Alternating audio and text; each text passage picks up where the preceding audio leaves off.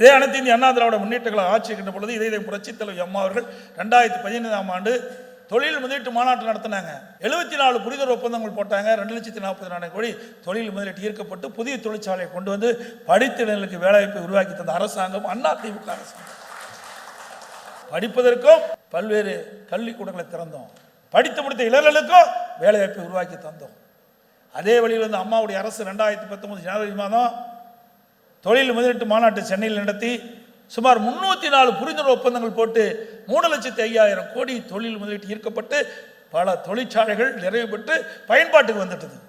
அதில் இருக்கிற உற்பத்தி தான் இன்றைக்கு இந்த ஆட்சி காப்பாற்றிட்டு இருக்குது. இந்த ஆட்சியில் தொழில் முதலீட்டு மாநாட்டு நடத்தினாங்க, புரிந்துணர்வு ஒப்பந்தம் போட்டாங்க.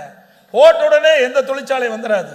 ஒரு தொழிற்சாலை அமைக்க வேண்டும் என்று சொன்னால் முதற்கட்ட பணிகள் செய்ய வேண்டும், நிலம் எடுக்க வேணும், பிறகு அதற்கு தேவையான அனுமதிகள்லாம் பெற வேண்டும், பிறகு அது நிதி ஆதாரத்தை பெற வேண்டும், கட்டுமானம் செய்ய வேண்டும். இதையெல்லாம் செய்ய வேண்டும் என்று சொன்னால் குறிப்பிட்டது ஒரு 3 ஆண்டு காலமாக புதிய தொழிற்சாலை அமைப்பதற்கு காலம் பிடிக்கும்.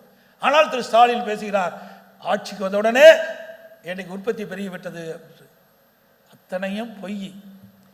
அதிமுக ஆட்சியில் தொழில் முதலீட்டை கொண்டு வந்து அதனால் தொழிற்சாலைகள் அதிகமாக நிறுவப்பட்டு அதனுடைய பயன்பாட்டு வந்தவங்க தான் உற்பத்தி பெருகி இருக்குது.